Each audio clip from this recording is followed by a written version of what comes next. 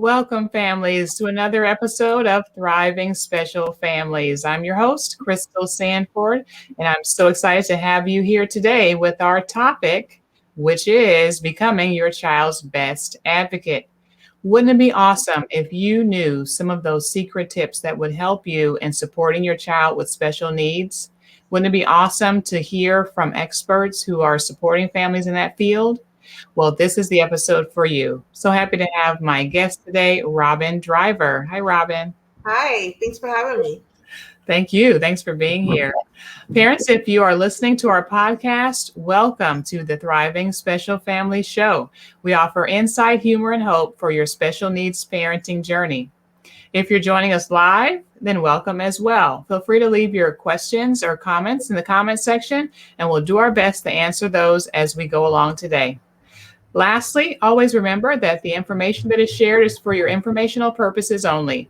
If you're in need of medical or legal advice, please do contact a professional in that area. So again, we have special education advocate Robin Driver, and I would love to introduce her. Robin has been helping special families for 10 years as a special education advocate. She's a single mom of a wonderful teenager with autism, and he is in high school, and she's also has two daughters, aged 13 and 23. Before her son was diagnosed with autism, Robin had never met anyone with autism. And so it was a journey that she began. She's going to share a little bit more about that as we go along today. Right away, Robin dove deep into all things autism. She also helped with nonprofits in relationship to autism. She also has had learning through the Special Education Law and Advocacy program here in San Diego. And we are just excited to have Robin here today. And I'm such a big proponent of story, Robin. I'd love to hear a little bit more about your journey as a special needs parent and advocate. Oh, well, great. Well, thank you for that introduction as well. So yeah, you said it correctly. I had never met somebody that was diagnosed with autism when my son was diagnosed. So I knew that I had to jump in and just do all I can to learn it because I had no baseline of knowledge.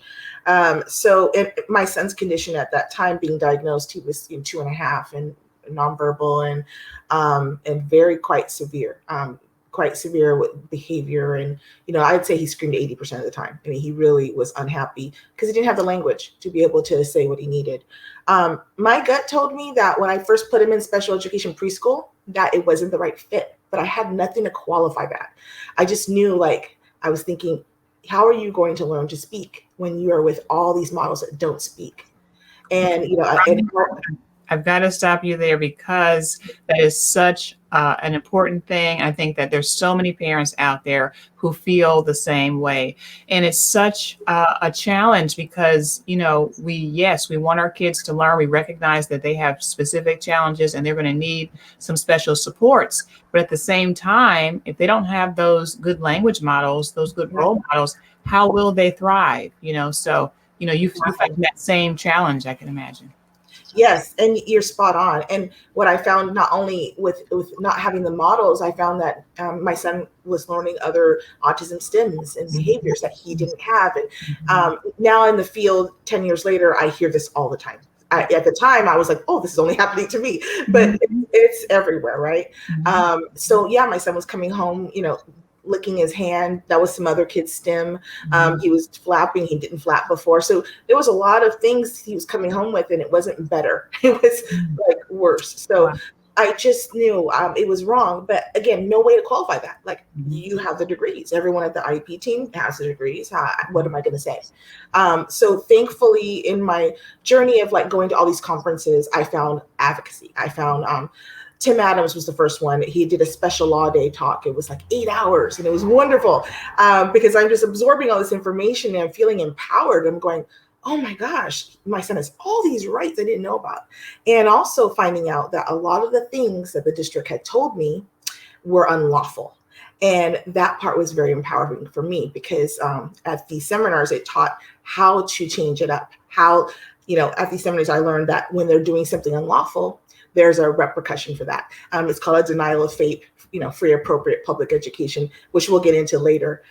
So I was able to change my son's program completely, and the results were great. And the district definitely gave me a hard time.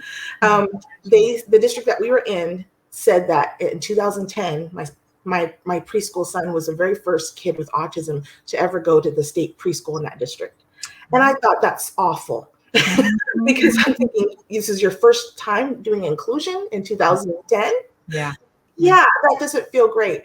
So that was my beginning of advocacy, and I just had a fire in my belly, thinking like, okay, this isn't right. And now that I know that we have these laws in place, we have IDEA Act, Individuals with Disability Education Act, and we have our California state law that happily it mirrors IDEA Act, which is great. So I'm just like, okay, we can do something about this and make some great changes.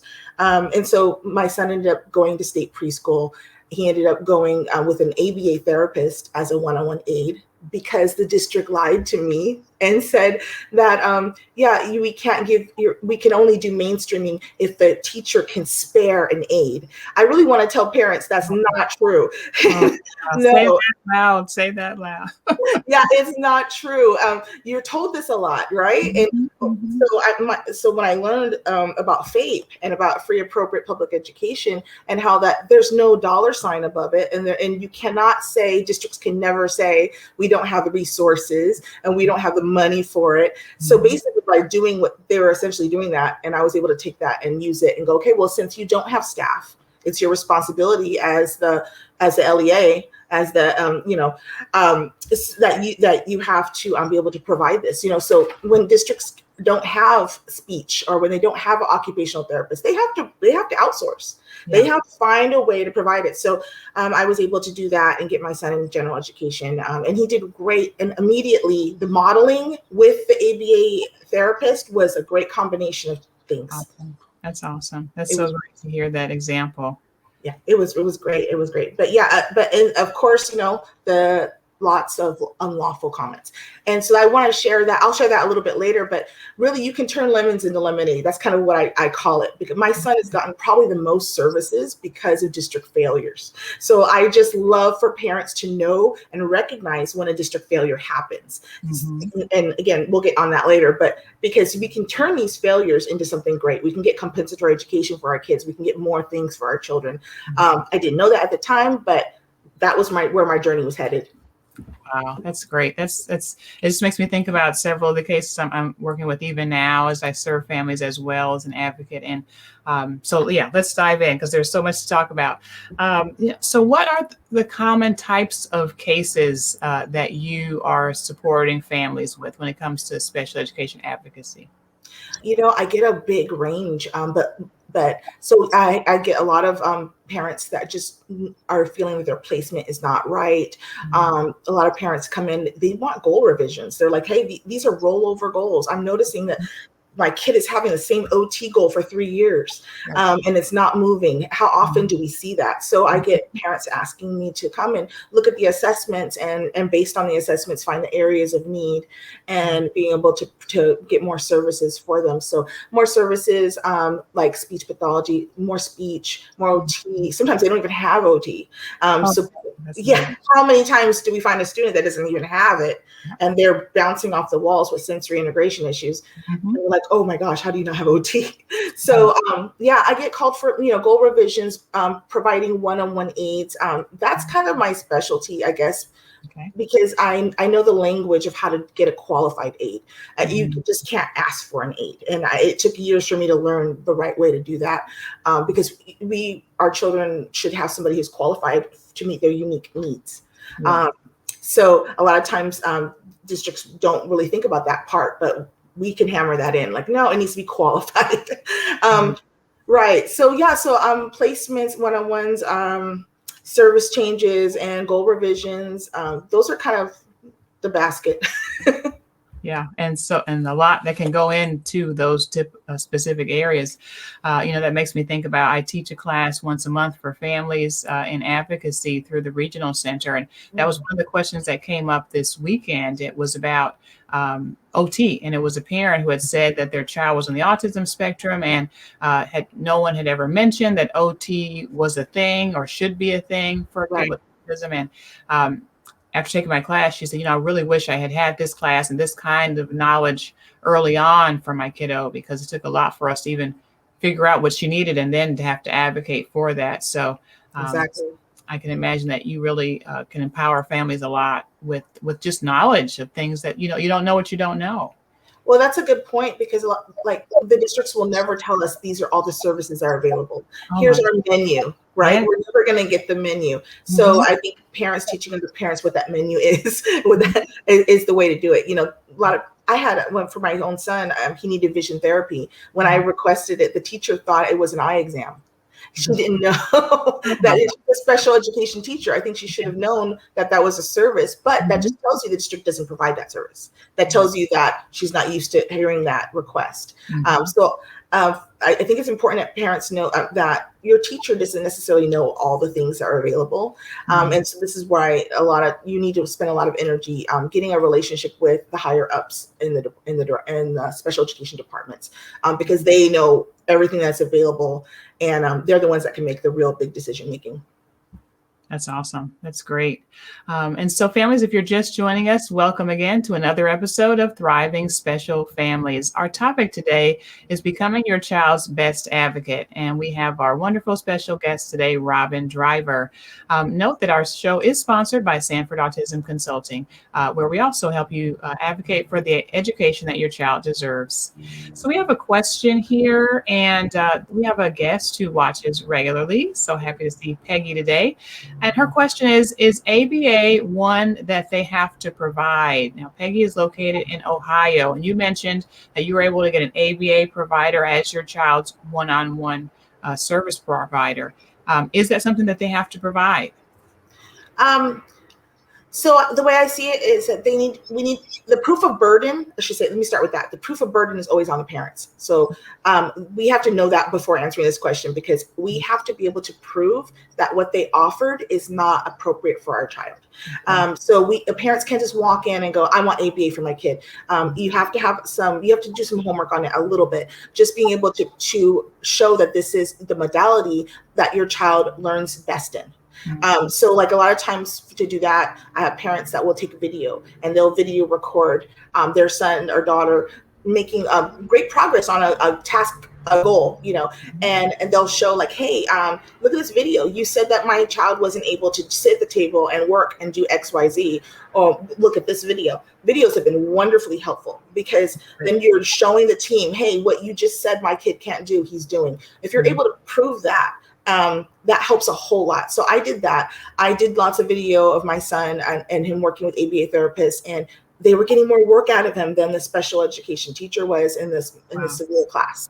So I was able to do that. And then so the combination of that and their district failure of not providing an aid, it really lent to, okay, well, this is the right thing to do. This is his modality, and you don't have the staff, and you already put your foot in your mouth and said that. So, so now we got to do it. But outside of that, though, yes, it's not something that they have to provide. It's something that we have to prove that our kid needs. And then once we are able to do that, and it's often not too hard.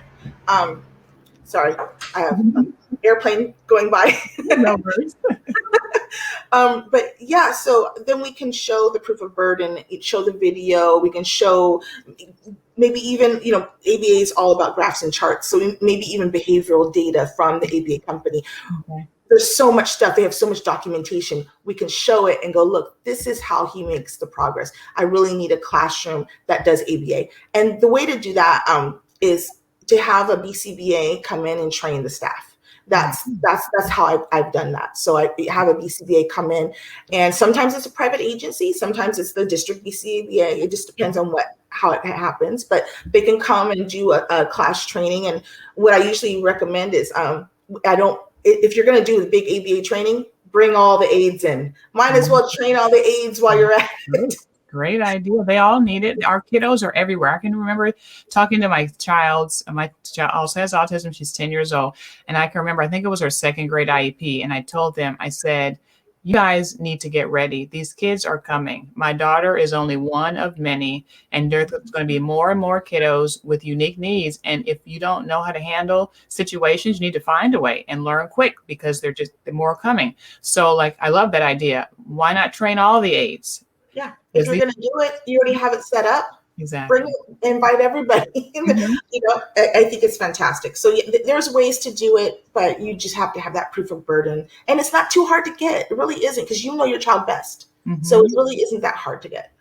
And that's great. We always want to leave here with parents realizing that, yes, they are really their child's best advocate, and they do know their child best, and not necessarily depending on the expertise of the professionals solely, without also taking into account all of the great information and wealth that they bring to the table as well. We have another question here. Are you able to get teams to agree and change their minds in a meeting, or do you always have to file to actually make things come to fruition? That's a great question. Mm-hmm. So yeah, that's a really, really good question. So I kind of do shortcuts around things. And this is kind of going to go into something I was going to talk about anyway. One of my biggest advice for parents is, if you are really you're advocating and you're just hitting a wall and it's not going anywhere, that's your cue that you are beyond the level of being at an IEP meeting with just having like an LEA that's a psych or whatever, or a principal. You really need your LEA to be a decision maker.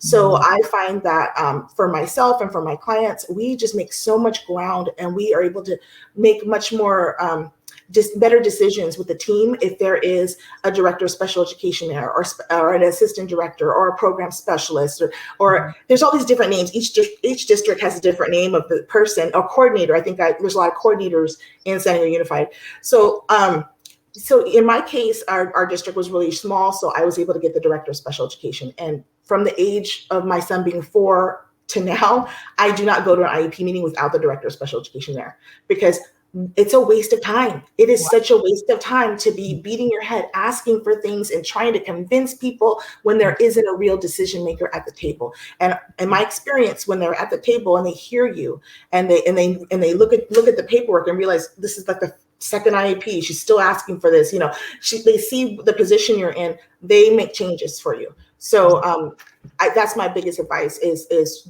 bring in an LEA representative that is high up, is not a psych, is not a principal, is higher than that in the special education department. That's where I feel like parents will make the most progress. Wow. So here is, in relationship to that question, so many, as you mentioned, program managers or all those such things, specific in a specific district here, are so ill-informed. Who do you go to then next? Let's say you've started with, I understand the hierarchy, right? The pecking order. So you've started with your base team. Now you brought in a program manager, and that person isn't appearing to have information. Where do you go next? It sounds redundant, but you go above them. You just, you have to go above them. Getting as close as you can to the director, as close as you can to the assistant director of education. The higher up you get, it's easier to, and so having them at the IEP. A lot of parents don't know they can invite them to the IEP, and you can totally ask for specific people to be at your IEP meeting. So I know for that particular district, there's a directory. I use it, and it's a directory, and it kind of shows a hierarchy of the department. Right. So I would just be rolling up that directory. Mm-hmm. Wow. Sometimes you have to go there, and it sounds like especially if you have cases that are contentious, that you're asking for things that are typically out of their norm, not in their paradigm. It sounds like you might need to involve someone else who can help make those decisions in the team. Another question that we have is, what are the tips that you have for families as they are navigating IEPs in your 10 years of experience? What can you share with families? So what is for new families? This is for new families? Yes. Yeah, so I think that there's best practices that need to be followed, and I wish that there was a shortcut manual that we all got. Mhm. We did it, so we kind of are developing it as we go. But for best practices, like I really encourage parents to learn about how important a paper trail is, and so from the very beginning of their IEPs, they need to start sending in a 24-hour email notice that they're going to be recording the IEP. It's super important. So it's 24-hour notice. You can do it before then, but it has to be at least 24 hours, and letting them know that you're going to record. And I know a lot of parents are uncomfortable in the beginning because they might feel like it makes a contentious relationship. It really doesn't. They're so used to it. They're so used to this happening, and they record as well. But the recording is so important because during this meeting, you don't know how many times a IEP member might admit that a child needs XYZ, but they can't give it to them. And then boom, you have it on record. Or you might have someone say something very unlawful. Most of my IEPs, someone's saying something unlawful. It's the majority of my IEPs, and the parents won't even know. I'm like, did you know that was unlawful? They're like, no, I didn't know. So this is why recording is so important, because again, you can take that lemon and make it into lemonade. When they are making these mistakes, these compliance issues, these denials of free appropriate public education, when they're doing this, we have to have it on record. And again, it goes to that what I said earlier about burden of proof.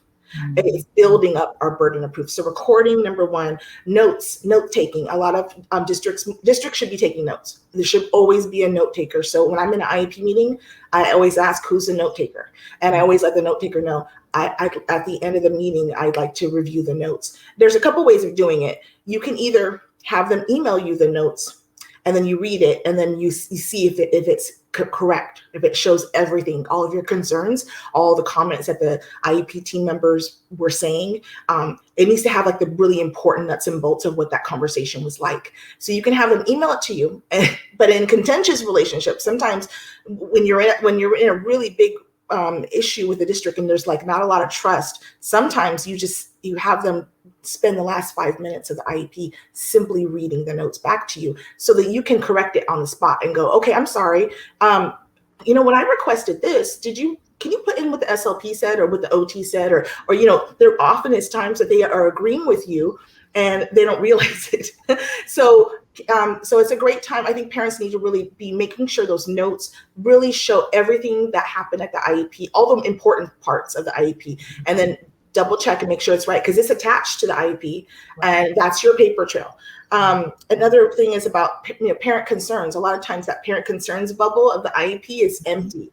I really like it to be filled up with your parent concerns. I think this is a great opportunity to like lay it in there of like what you're concerned about, what you're worried about, and you can be really specific. I think it's great to be specific. So for instance, when my son was transitioning to high school, my parent concerns was a page. Because I love it. And I tell parents, you know what? I've had teams, well, the box is small. Yes. If like that matters. I'm like, look, type it up and to keep writing, attach it to the back, send them a PDF, whatever it takes. Yes. But those things need to be documented, helping to provide the vision statement for what it is that you would like to see done in your child's IEP, because really that is the law of meaningful participation. They have to be able to prove that you had that opportunity to participate and share your concerns. Absolutely. Yeah. And again, I can't tell you how important it is to get a good LEA on your team. If you're really battling, keep going up the hierarchy of what's in the department. It does not just have to be the principal and the psych. And I'm not trying to be bashing the principal and psych, but they're just not decision makers. And they don't know what's all available. And your LEA is supposed to know everything that's available, and be able to present these things to you and let you know what they're about. So that's a big one that I really I think that tying all these things in with the notes, with the recording, you're really setting yourself to collect burden of proof, because that's what we need to make the changes. That's wonderful. Now, as you look back, having advocated for your own child and for so many families, what is it that you can think about now that you wish you'd known, let's say 5 years ago? Yeah, well, that's a good question. So I'm actually hitting that I'm actually where you're saying. I am reflecting on 5 years back, because I realize now that I should have been more concerned about teaching my son safety with police, and having the IEP team help me with that. It's just something that I'm disappointed that I figured it out later. But I just created some police safety with police goals. One is a comprehension goal, and one is an actions goal. And the reason why is because students with autism, and my son is an example, they often do not know how to respond to police in a safe way. And my son is a very large Black boy, very beautiful, but there's a stigma. Unfortunately, that's the world we live in. So how dangerous is it for a large Black male to have autism? It's very dangerous. So if I could go back, I would have been tackling this 5 years ago when he was smaller. I really feel that in middle school, or even before middle school, maybe 4th, 5th grade, we start teaching safety with police. When I see a police uniform, what do? I put my hands to the side. I make eye contact. These things are really important. For my son's goals, it goes over the fact, just looking at them in the eye. The goal is for him to have a statement that he knows to say. My name is Josiah. I have autism. I need my mom. Very simple and short, because my son's not a big speaker. So very short, because I want him to know, like, if I see a uniform and it's looking at me, I'm going to look at them and say, I have autism. That's going to keep him safe. That's going to keep him safe. It's going to let everyone know that, hey, I might be stimming, I might be averting eye contact, I might be doing something that makes you think that I'm not, on the up and up, but I just have autism. So that's something I really regret. I really want to let parents know that, especially if you have a child of color, but even if you don't, but your special needs child needs to know how to behave safely around police. No hands in their pockets. For Black folks, we call it the talk. We have to give the talk about it, right? But for our kids with special needs, that means social stories. It's more than the talk. It's not like I'm just sitting across from a neurotypical child and saying, this is how to stay safe. Don't reach in the glove compartment. Don't reach in your pockets. Don't speak back, whatever. But no, it's so much more complicated, because now we got to teach these in scaffolding ways of you learning why you need to behave this way, and then how to comply with even orders. So one of the concerns for me is that, if a police officer were to say, freeze, he might not freeze. So we have to do drills. If the police officer were to say, put your hands up, he might not. He may not comply. Put your hands behind your back. There's so many different things that they ask you to do. And when you have a child with special needs, they may not comply. So I cannot say how much I wish I had done this earlier, and I'm tackling it now. And we're working. The way I see it is that we have all through high school to get through this and get in a good shape. But sometimes our kids are harassed in high school. That's why I say we should probably do this earlier. We should probably start teaching these fundamentals a lot earlier. And I want to say this too. This is not offered in the district. District does not tell you about this. District does not say we need to work on safety with police. This is something that you can say, though. Parents can opt for a goal. It doesn't have to be something that's being offered. You can just know in your heart, this is what my kid needs to learn, and can you please help me teach him? That's perfect. Especially as we're thinking about the transition plan and ITP planning, like can be a very relevant piece to that, and whatever parents believe will be necessary to help their child be successful as they transition off to either the transition program or high school. I think it's valuable to voice that and make sure that those things are in place, because like you said, a district is typically not going to offer that or mention those things, but your child best. And so bring those things up, make sure they're added in as a piece of the IEP. I agree. And just to add to that, the way my mentality is that because we don't have disability training, we really don't have disability training with police. I went there's PERT meetings. I've been to a PERT meeting and it was really not sufficient for autism. So my thing is, like, if we're not going to get the police to be trained, we need to train our kids to be safe with them. And it's unfortunate. Like it shouldn't be our job to do that. But I mean, I don't care if it's not my job. I want my kid to be safe. Right. So that's the way I kind of saw that. That's really wonderful. I'm glad that you're able to make some movement in that area for your child. Are there some go-to resources that you lean on, Robin, as you are advocating with families? Yeah. So I brought my favorite book, but it's not what you would think of. But this, the Composite of Laws. Okay, I love that. So this, oh my gosh, and it's so funny because you can just see like the scribbles, and it's been really worked to death for 10 years. But I love this book because in the back of it, there's a wonderful glossary, and you can just look up all kinds of stuff. You can just, so many different phrases and terms, just to, if you're just double checking to make sure things are done lawfully. This is a great book. It really is. It's just showing all the codes, and and this book also covers federal, so it has federal law and state law in it. This has been my book for 11 years, just like me digging into this book. And then also for websites, I really like the CaliforniaSpecialLaw.com website. It's with attorneys, Adams and Associates. Okay. Yes, Adams and Associates has this one, CaliforniaSpecialLaw.com. The reason why I like that is I like reading case law. So a lot of times I'm able to get things for my clients because I read case law, and I'm able to embed it into either my letters or whatever, and just share like, okay, well, we had a case very similar to this, and this was the outcome with the courts. This happened. This is a very good tool to do. This particular website, it has like a whole section where you can a glossary where you can kind of type in the type of case that you're curious about, and if it's there, it'll pop up. And I just like how it has everything just super easy to look up for case law. So that's one that I like a lot. That's great. Thank you. And I added that for the comments there for parents to check out as well. That's very helpful. In our few minutes together, parents, if you do have any other questions or concerns, feel free to add those to the comment section. We did have another comment from Peggy, and she was sharing about how it was hard to find ABA in her area. I'm not sure. I know we talked about potentially having some training with ABA. I would always say that if you can never find the national board for a group, you might then be able to, through that board website, find some really helpful providers maybe in that area. So that might be something to consider. I know there's a licensing board for behavior therapists and behavior professionals. Yeah, that's hard. It's hard with states. Certain states don't have it. Right. They don't have it very often.